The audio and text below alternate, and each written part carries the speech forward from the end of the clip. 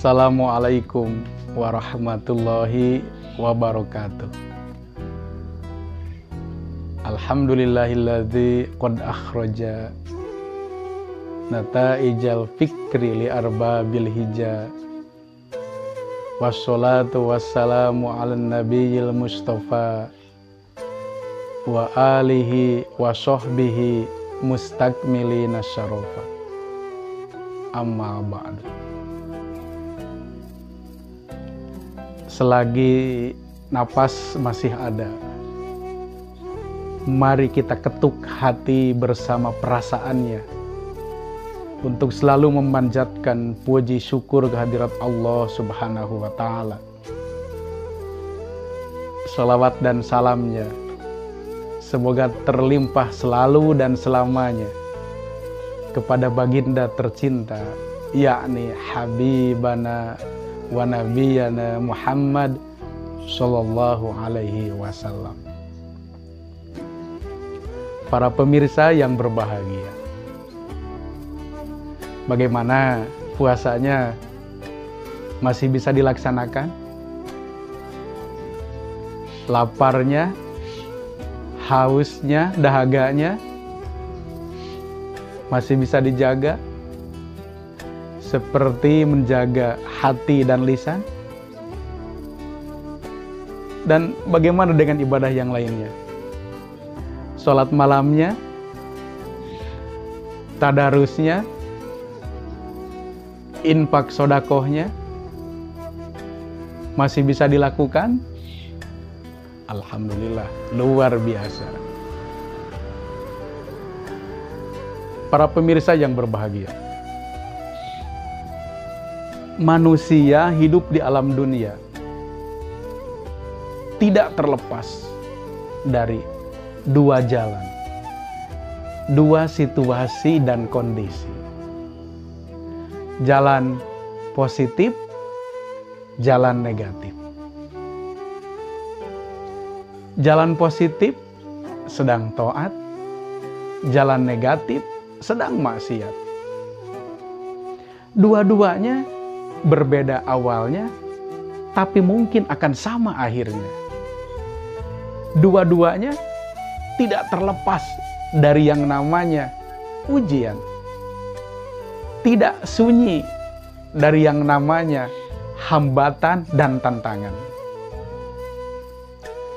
Tergantung bagaimana kita menyikapinya. Mari kita cermati apa yang disampaikan oleh Imam Ibnu Athaillah.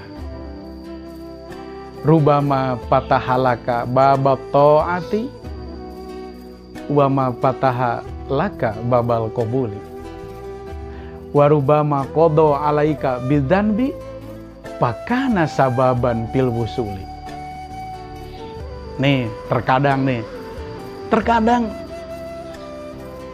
Allah itu membukakan pintu taat, tetapi Allah itu tidak membukakan pintu qabul. Dan terkadang Allah itu mentakdirkan kita itu berbuat dosa, tetapi justru itulah yang menjadi sabab kita mendapatkan ridho Allah Subhanahu wa Ta'ala. Ada apa ini? Mari kita cermati. Ketika kita taat, itu nikmat. Ketika kita maksiat, hati, diri merasa terlaknat, itu hebat. Tetapi ada yang penting untuk diingat. Ketika kita melakukan taat, maka kita orientasinya harus orientasi ilahiyah. Ketika kita melakukan taat, maka kita harus didasari oleh niat lillahi ta'ala, penghambaan yang total kepada Allah Subhanahu wa Ta'ala. Ketika kita melakukan ibadah sholat, zakat, puasa, haji, atau ibadah yang lainnya, baik mahdoh atau goir mahdoh, maka kita harus mendasarinya lillahi ta'ala. Penghambaan total kepada Allah Subhanahu wa ta'ala. Hati yang murni, yang tulus, yang ikhlas. Ingat, jangan didasari ibadah kita oleh orientasi insania. Ibadah sholat kita, ibadah zakat kita, ibadah puasa kita, ibadah haji kita, ibadah yang lainnya, mahdoh atau goer mahdoh, jangan didasari oleh, jangan dicampuri oleh, jangan ditemani oleh yang namanya riya, yang namanya ujub, yang namanya takabur. Kenapa? Karena justru itulah yang akan menghancurkan nilai ibadah kita. Ketika kita taat kepada Allah Subhanahu wa ta'ala, maka hilangkan perasaan ingin dilihat oleh orang, ingin dipuji oleh atasan, ingin disanjung oleh teman.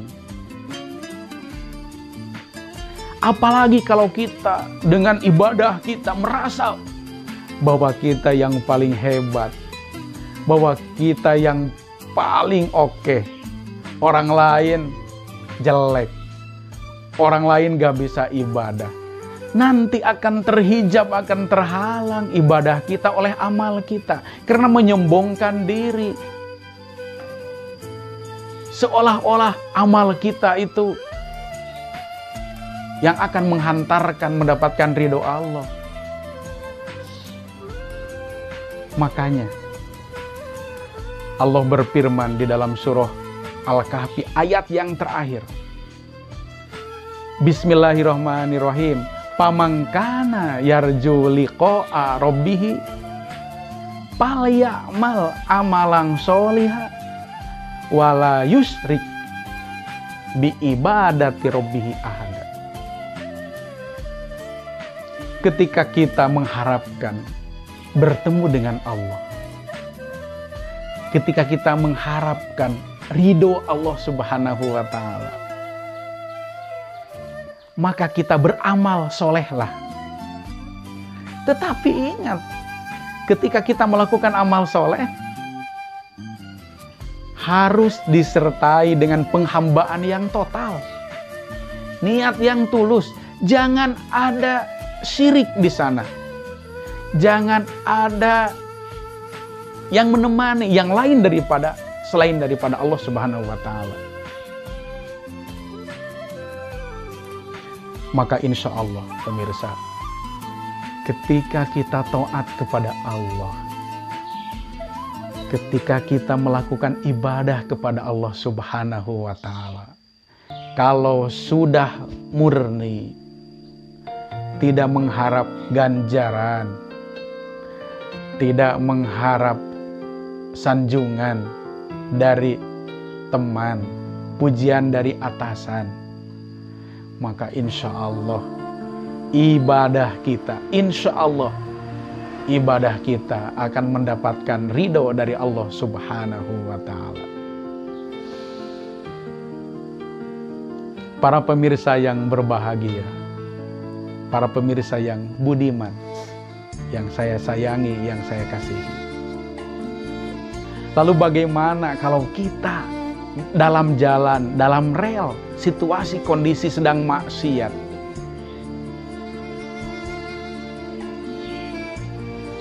Sesungguhnya kita harus ingat bahwa manusia itu bukan malaikat yang selalu benar, bukan iblis yang selalu salah. Manusia itu tempatnya benar dan salah.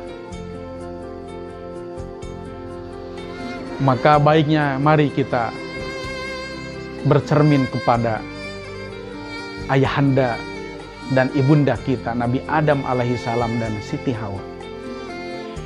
Apa yang diungkapkan oleh Allah Subhanahu wa taala dalam surah Toha ayat 121 dan 122. Bismillahirrahmanirrahim. Fa'akala minha fabadat lahuma sawatuhuma wa topiko yahshifani alaihima miwarokil jannah wa aso adamu robbahu pagawa thummas tabahu rabbuhu fataba alaihi wahada. Ketika Nabi Adam melakukan kesalahan, ketika Nabi Adam melakukan sebuah kehilapan, ketika Nabi Adam melakukan maksiat, maka Nabi Adam belak-belakan. Nabi Adam berterus terang. Di sana ada pengakuan. Di sana ada penyesalan. Sehingga Nabi Adam bertekad untuk tidak melakukan apa yang telah dilakukan. Nabi Adam beristighfar. Nabi Adam memohon ampunan kepada Allah Subhanahu wa taala.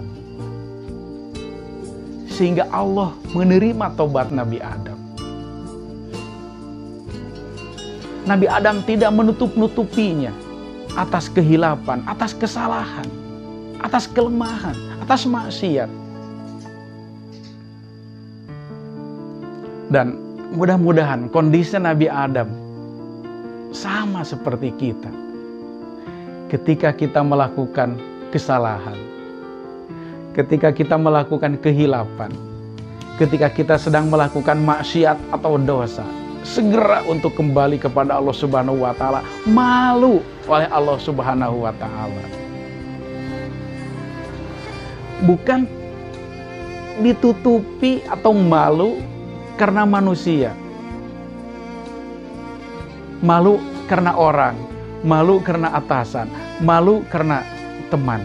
Sehingga berusaha dosa itu untuk ditutupi, tetapi tidak malu oleh Allah Subhanahu wa taala, tidak berusaha menutupinya di hadapan Allah Subhanahu wa taala dengan segera beristighfar, melakukan sebuah pertobatan. Mari kembali kita kaji pernyataan dari Syekh Ibnu Athaillah. Kemaksiatan yang melahirkan rasa hina, kemaksiatan yang melahirkan rasa butuh oleh Allah Subhanahu wa taala. Ketika kita melakukan maksiat, merasa hina diri kita, betul-betul merasa butuh dengan kasih sayang Allah, betul-betul merasa butuh dengan pengampunan dari Allah Subhanahu wa taala, maka itu lebih baik daripada taat yang melahirkan rasa bangga dan sombong. Ketika kita maksiat, merasa hina, segera melakukan pertobatan, beristighfar. Itu lebih baik daripada orang yang taat tetapi merasa bahwa dirinya paling hebat, merasa dirinya paling oke, merasa dirinya paling suci, merasa dirinya paling bersih. Para pemirsa yang berbahagia, dua jalan, dua rel, dua situasi, dua kondisi, positif, negatif, taat, maksiat, itu tergantung kita menyikapinya. Karena kita sebagai manusia, mahalul khoto wan nisyan. Kita bukan malaikat, kita bukan iblis. Tetapi ketika kita taat, total penghambaan kepada Allah Subhanahu wa Ta'ala.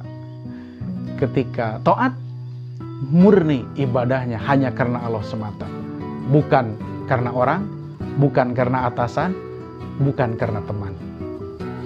Dan ketika kita melakukan maksiat, untuk segera bertobat, untuk segera melakukan istighfar, kembali kepada Allah Subhanahu wa Ta'ala. Semoga ibadah kita, puasa kita, sholat kita, zakat kita, atau ibadah yang lainnya mendapatkan ridho dari Allah Subhanahu wa Ta'ala. Dan kalaupun kita pernah melakukan maksiat, melakukan dosa, kesalahan, kehilapan, semoga kita mendapatkan ampunan dari Allah Subhanahu wa Ta'ala. Itu saja yang bisa disampaikan. Terima kasih atas segala perhatian. Mohon maaf atas segala kekurangan. Wallahul muwaffiq ila aqwamit thoriq. Wassalamualaikum warahmatullahi wabarakatuh.